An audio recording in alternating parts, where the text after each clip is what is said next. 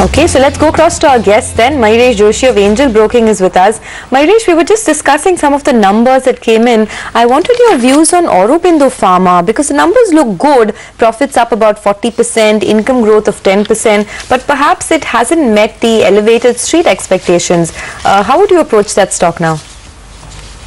Morning, Sonia. Yes, I think the numbers were quite reasonable in my opinion, but clearly I think expectations is on the higher side when it comes to Aurobindo's numbers. Clearly, I think if you look at the larger perspective here, you're looking at the injectables business, and the management is very, very hopeful over the next couple of years of 18-20 launches coming on that side, and it's a high margin business. Secondly, the Actavis and Natural acquisitions that they've done, they're probably going in the right direction. So clearly on a consolidated performance, I think Aurobindo has done reasonably better. Our expectations are that they'll continue to do so over the next few quarters as well, barring any hiccups that probably come through from the US FDA side, which has been a common phenomena. But clearly I think the numbers, in our opinion, will still keep on coming on a relatively better scale. So I think Aurobindo Pharma is one stock in the mid-cap pharma state that we probably like. We still got an accumulative rating on that. However, I think the stock might be sluggish in today's session, probably might consolidate at these levels. So I think any lower levels investors should probably look at Aurobindo Pharma. Okay, and Apollo Tyres, would you touch that one, Mayuresh? Morning, Lata. Clearly, I think the tire industry has been going through a phase of consolidation. Clearly, looking at how the Chinese imports are coming through, you're seeing some amount of pain still being there on tire stocks. Most managements have indicated the kind of dumping that is still coming through on the tire part, specifically in the replacement market, where the margins are relatively higher. So I think Apollo Tyres in that sense would continue to underperform. The input cost deflation that we've seen has played out meaningfully on these tire stocks, and they would continue to do so if crude and crude derivative prices stay at meaningfully lower levels. But I think the operating performance has to improve for a lot of these tire companies, and with Chinese competition coming through, my own take is that the sluggishness probably in volume growth and the top line would continue for at least a couple of quarters. Okay, well, the pre-opening levels are now settling lower, but still above that 52-week low of 72.40. So 72.77 is where the Nifty is settling, but it's still a red tick that we're seeing. So it could go anyway, and of course the trend will be on the downside. Amit Gupta is also with us. Amit, morning. What's your sense on the index? You know, a lot of our other technical guests were telling us that one should continue to remain short in this market. What's your prognosis? See, if you, as I mentioned last time, the major level for this market was 7,500 because that was the volume weighted average price of the last series where the major short formation had happened. Despite the recovery, we did not take out any substantially that level, and last to last session we have seen some unusual activity happening around 7,500 because market was moving up, and since morning, day before yesterday, the volatility was also rising. So that was, you know, indicating that some strong hands possibly are entering into the market to go short at 7,500, and that is why the OTM put options were bought that time, and the vols increased from 17.5 to 21.5, and in the last session also the vols have increased further to 22%. So around 4 to 5% of jump in absolute terms we have seen in the volatility in the last two sessions, and that has happened primarily because of the buying of the put options. And if you look at the index options buying by FIIs, that has also picked up in the last trade, and their cash selling is still continued. So my sense is what activity happened at 75, it is going to remain for another 3 or 4 sessions. So we are going to see another 3 or 4 sessions negative. So we must be prepared for that, and in that case I think on the higher side 73.50 maybe the level. Once it is breached, it may not be taken out in a hurry.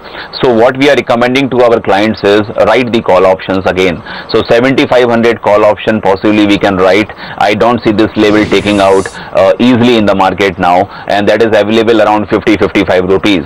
So you can sell this call option, possibly look for a target of 4 to 5 rupees. Eventually it should dip. It's a short series because 25th is the expiry, and that is why I think the decline in the call premiums may be much faster from here on. Okay, I'll come back to you for your stock strategies in a minute. Mayuresh, I wanted to ask you, other than State Bank, will you buy any PSU bank at any price? Clearly, Lata, I think if you look at the results that have come through yesterday, specifically in the case of Punjab National Bank, the asset quality itself is a big question mark, and what they will provide is something that the analysts have provided for on a larger scale.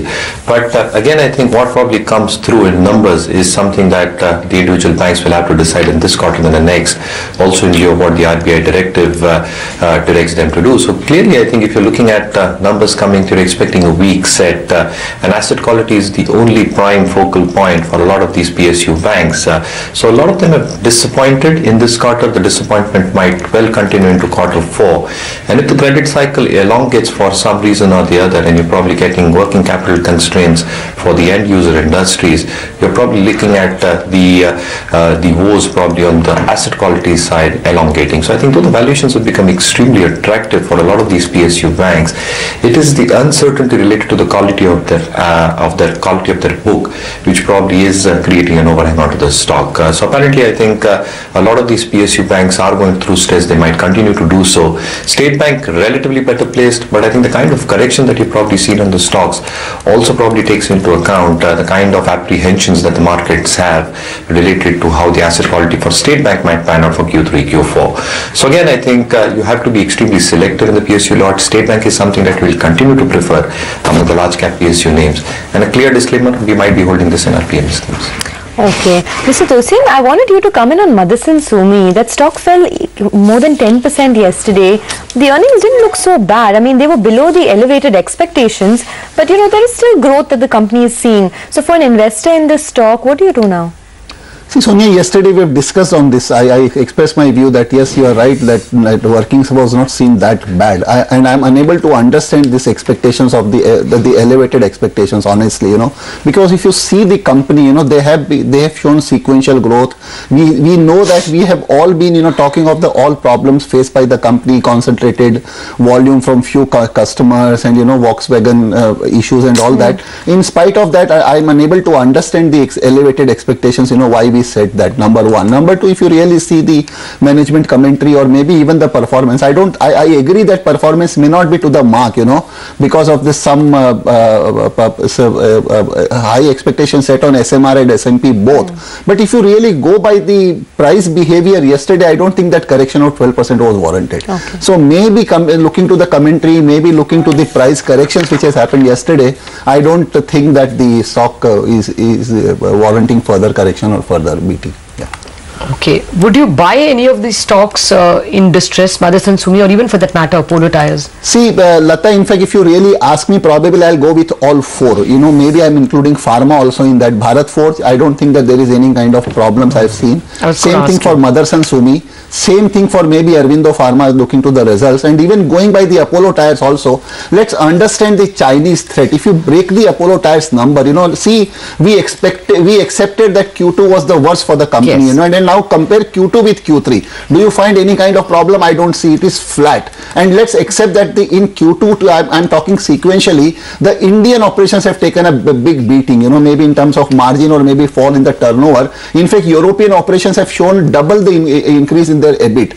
So Apollo Tyres is the direct, you know, is the worst stock facing the Chinese threat, because we have the Chinese threat from in the truck tire segment. Yes. It's not there in the two-wheeler, mind it. And you know, CEAT is the least affected. So maybe, you know, if you want to say have the pecking order, probably Apollo is the worst, then JK Tyre, then comes the MRF. So we all knew that these kind of problems are going to be faced by the tire industry. So taking that into consideration, I don't think that the Apollo Tyre should be Apollo Tyre result should be taken in a big disappointment. If you take a sequential call on the results on Q3 over Q2, because Q2 was a clear acceptance that yes, things are going bad for their European operations.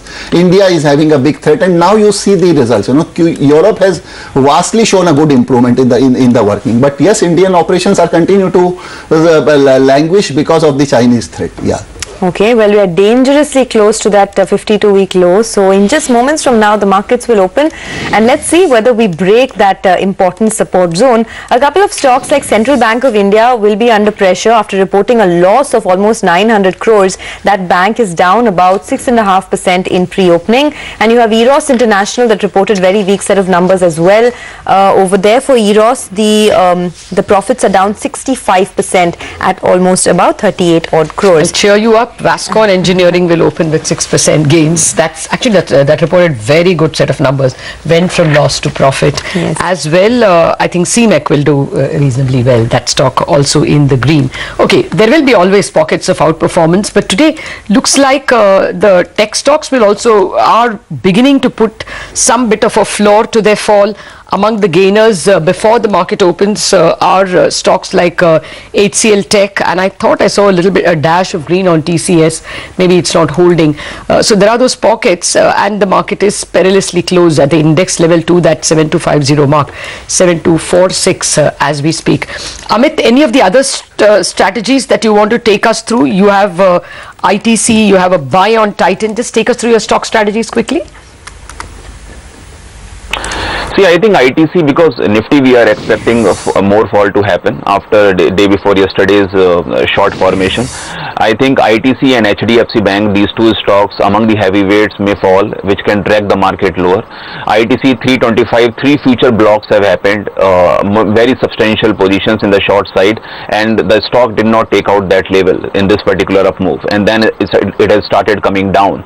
320 calls have been started, getting written in the market. So either you sell that 320 call option or you go short in futures. Possibly 300 levels are likely to come in ITC. HDFC Bank, this is another private banking space which was outperformer, but we have seen clearly the signs of tiring out, because you can't keep that much of divergence from the lower band of the stocks. So 1050 was very crucial, because twice we had seen very high volume activity there in HDFC Bank. It has come below that level finally. So I think it is moving towards 980 or 1000 levels.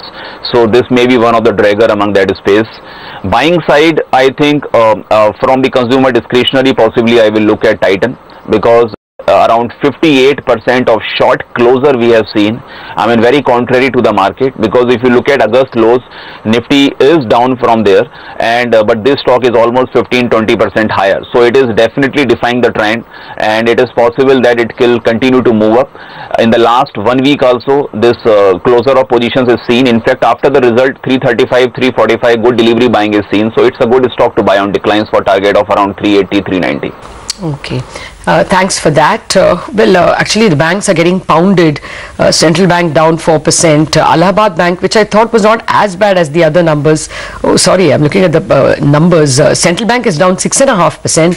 Allahabad almost 6%. And of all things, ICICI Bank, I thought it had been punished adequately, but that's down 3%.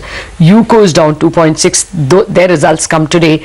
Dana, bad numbers, 50% rise in NPLs in just 1 quarter. So that's 2.5% down. IOB will announced today. It's already a well-pounded stock, 24 rupees, and that's also down 2%. So a lot of bleeding in the banking space, and even some private sector names are being taken down in the gale.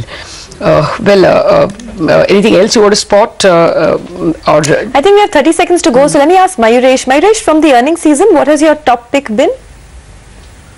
So clearly, Sonia, I think if we go by numbers, Britannia has posted a brilliant set of numbers in my opinion. And again, I think the premiumization continues for them. The cost optimization program that the management was very hopeful about has gone in the right direction. Yes, the stock is always traded at premium valuations, but again, those premium valuations are here to stay. They're improving the distribution network, specifically in the glucose market segment. I think they're trying to close the gap with Parle. So I think the stock is moving in the right direction in terms of our earnings are panning out. The margins have been a pleasant surprise. All right, we take it from there, Mayuresh.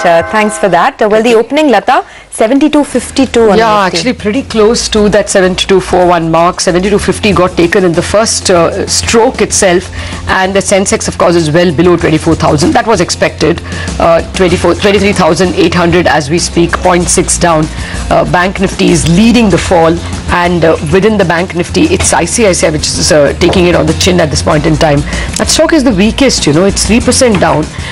203 as I speak. Kane 2% down. PNB follows ICICI with a 2.2% cut. 85 rupees on PNB. In fact, the how Bank tragic, Nifty, it's 0.3%. the Bank Nifty is below its 52-week low. So remember, the 52-week low is 14,754, and we've broken that with quite a bit of ease. And it's just a matter of time, I guess, before the Nifty takes it out. It as did well. take 744. So yeah, it was a good 10 points below that number. But at the moment, it's just trying to clamber back above that 754 mark, 762 as we speak. But just by the skin of its its teeth. Actually, the market threatened very much to take the 7241 in the first stroke, but now it's moved up by maybe about 10 points. So again, what's doing worse now? Tata Motors is down 3.5%. I told you about ICICI and PNB taking about a 3% knock. Dr. Reddy's is down. The numbers were not all that soft, but still 2% down. Lupin is down about 2%. Bank of Baroda 1.6 down. ONGC is down 1.5%. Adani, Axis, GAIL, Vedanta, Bosch, all of them down about 1%. Z, Tech Mahindra, Coal India. Okay, I think I'll go to the green stocks first. Idea Cellular is up 0.8. Infosys, last man standing, is up 0.8. HCL Tech has clambered back into the green, 0.8 up. Power Grid, Ultratech, BPCL, Maruti are all trying to maintain about 0.5, 0.7% in terms of gains. Bajaj Auto continues with a 0.3% in the green. HDFC Bank, lone bank, I guess, standing at this point with a green tick, again a third of a percent. So these are the minor supports which the Bank Nifty is clinging to stay on above that 14,754 mark, and these are also the supports that the Nifty is taking to stay above that 7241 mark. Actually, the mid caps have not done all that badly. Well, that's what the headline index is saying, but don't believe that, because beneath the surface there's plenty of pain in the mid-cap index. The advanced decline ratio is at 1:2 in favor of declines. Look at Central Bank of India, 10% gone on that one in early morning trade, posts very disappointing numbers, a huge loss of almost 900 crores. Look at Ipca Labs, 8% gone in just one stroke for Ipca Labs. As we were telling you, the US warning letter, US FDA warning letter details are very grim. Investigators have observed systemic data manipulations and other violations and deviations at 3 separate units of Ipca Labs. So the street is really punishing that stock right now, down about 9%. Ashiana Housing, very disappointing numbers. Prestige Estates, howler of a performance this time. Profits are down almost 80%. That stock is gone. Eros International down about 6.5%. Very weak numbers over there coming in. On the upside, though, you have Britannia that's looking good. So that stock is holding up as we speak on the back of a good set of numbers. Apollo Tyres also, despite some weakness as far as its European operations are concerned, the stock is holding up in the green, perhaps because margins are higher this time around. And you have a couple of other numbers that were good, the likes of Uniply, etc. The stock of the moment on the upside clearly is KSK Energy Ventures. That stock is up 17% now, a part of our earnings Pataka, as you can see, reacting to a very good set of numbers. Voltamp, CMEX, Dhampur Sugars and Vindhya Telelinks are a couple of other stocks that will be reacting to good set of numbers. But that's about it. It's mostly about losing stocks, and if you're losing with huge volumes and big cuts on the names. Yeah, there are those small pockets. Hydro SNS is holding out, Mr. Tulsian's favorite. Future Market Networks is holding out. The numbers were good. Vascon, as we just discussed, good numbers. That one is holding out. Actually, Apollo Tyres surprisingly has not fallen more. It's standing with the 2.6% in terms of gains. And Jet Airways, again, I think it was Rajat's buy. That is up about 1%. Those are the few pockets, and Infosys, of course, is standing up. Anuj is back with us. Anuj, within a whisker of 52-week lows, both the Nifty and the Bank Nifty. Oh no, Bank Nifty has taken it. The Bank Nifty now it is 14,744. The Bank Nifty is trading below the 52-week low, and my sense is that the Nifty should get there, Lata. The selling is just too acute right now, both in the cash market and in the F&O market. The selling momentum is too big right now. Wait till this settles down, sit somewhere around 10 a.m., 10 to 11 a.m. and see if the 52-week low on the Nifty and also on the Bank Nifty. I mean, it's taken out for now, but you would still want to see. And keep an eye on the largest mid caps. At this point in time, advanced decline is still okay, but I won't be surprised if this has to deteriorate at some point over the next 1 to 2 hours. The hope for the market would be that at some point there would be profit booking by the bears, because the option premiums would have surged, the put option premiums, so they would want to book some profit. And maybe if the global markets stabilize, it's a direct correlation right now. So you'll have to wait for that. But not a market in which you would be taking aggressive positions either on the long side or on the short side. Just wait and see where the market stabilizes. Actually, Butterfly Gandhimati numbers were not bad, Mr. Tulsian, if you wanted to come in. that stock is taking a beating. They were not good also. They were flat. In fact, I won't be saying that they were too good. Yeah. Okay. You know, in a market like this, one thought it at least did better than the rest. But I mean, because if you see it sequentially, you know, they have captured it more in the Q2, and people have been expecting them to perform, you know, well in the Q3 also because of the Diwali. It's a 1 crore profit compared to a year ago. That looks very good, no, and the sales are up actually 70%. I'm referring sequential. That's what I say. Yeah, that's what I say. Sequentially flat, but year on year it looked optically good. But in any case, the market at this point in time still down 0.5%, 7258. Sudarshan, what's the sense now? Would you start to take a short intraday position at all, either in the indices or in any of the stocks? No, I won't take any intraday positions because the markets can become volatile. I'm assuming viewers have these positions already on the short side. If they don't, then you take a short position in the Nifty and in the Bank Nifty. Keep a tight stop of 73.50 for the Nifty, and that stop will keep on trailing down as time goes by. But I wouldn't have a view on intraday trading today.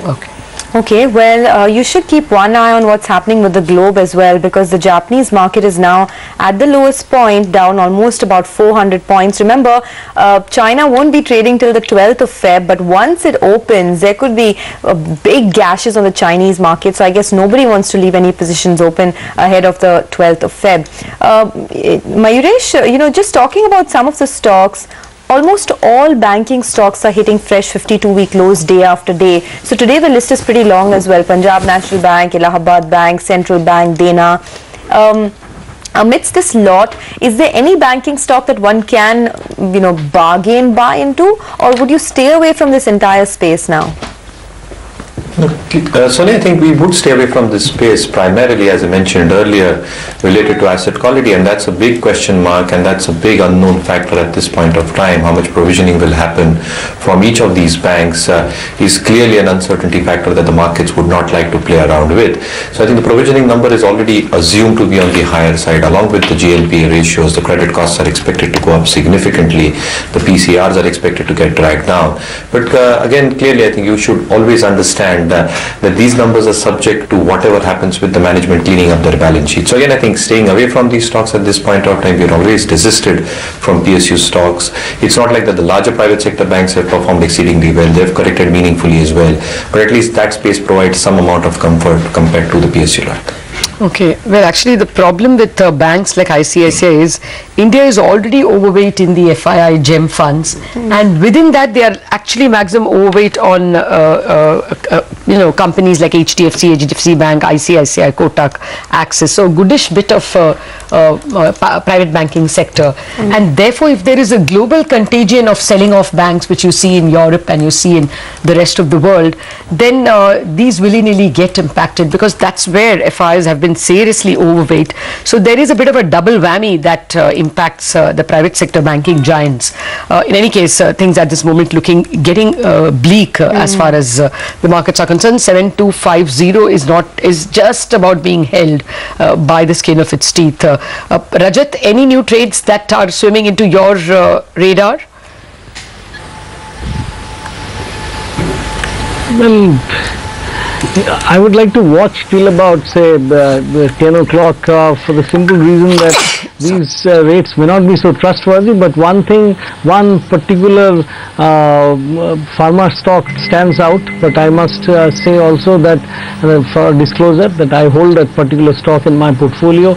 Strides Arcolab or Strides Sassoon, this seems to be doing well, and it is already up by more than 1%, but the volume is not so good. If it were to actually cross 1045 and stay above that, then expect 1054 to about 1059, and at any trade, long side trade in this, you should put a stop loss below 1035. Okay, Mr. Tulsian, the Ipca Laboratories stock is down almost 8% now, and that warning letter looks pretty grim. What would you do with that name? See, if you go by the contents of the warning letter, you really get scared, you know. Yes. And in fact, sometimes, you know, you try to then take a side of US FDA, because we first have been always thinking that they are taking the extreme view. But if you have these kind of things coming in, and if the company, you know, playing with the medicine, I don't think that will really get tolerated, because here it is the data integrity issue computer data is, not reliable and all kind of things, and things are not going to get sorted out maybe in the next couple of years as well.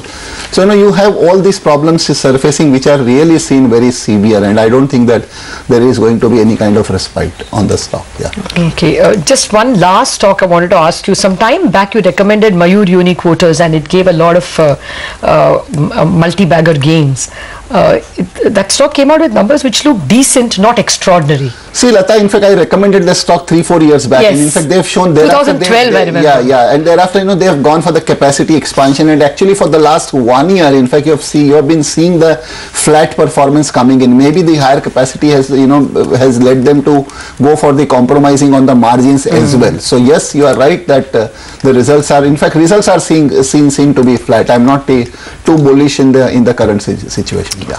Okay, well, let's thank Mr. Tulsian for joining us on that note, and let's do a quick recap of a couple of stocks that our technical guests have recommended. Mostly sell calls because that is the way the market is shaped up, but a few buy calls. So let's start with the buys first. Sudarshan has a buy on Ajanta Pharma with a target of 1345 and a stop loss at 1285. He also has a buy on Bajaj Auto with a target of 2435 and a stop loss at 2360. But he has a sell call on UPL or United Phosphorus with a target of 375, a stop loss at 398. He has a sell call on Oracle Financial Services with a target of 3450, a stop loss at 3600, and he has a sell call on HPCL with a target of 708 and a stop loss at 737. He also has a sell call on CESC with a target of 414 and a stop loss at 435. Right, a quick recap of Rajat's stocks. Buy call on Jet Airways, that's still in the green with a target of 639, stop loss 554. Buy Asian Paints, target 908, stop loss 873. Then the sells on Bank of Baroda. There he has, okay, Bank of Baroda will just come up for you. The stop loss is 127 in Bank of Baroda. That's a sell call as well on Allahabad Bank. Target 45.25, stop loss 53.25, and then a sell call on Cipla, target 542, stop loss 564. And here is a quick recap of Prakash Gaba's picks. He has a sell call on Coal India with a target of 302, a stop loss at 315. He has a sell on DRL with a target of 2850, a stop loss at 3000. He has a sell on LIC Housing with a target of 425, a stop loss at 431. And he has a sell call on Tata Motors DVR with a target of 220 and a stop loss at 237. Okay, well, since we are talking about weak numbers, Prestige Estates tops our list today. The company has reported a profit drop of close to 80% and the revenues are down more than 70% as well. Irfan Razak, the chairman and managing director of Prestige Estate, joins us now to talk about that. Mr. Razak, good morning. It's a very disappointing performance and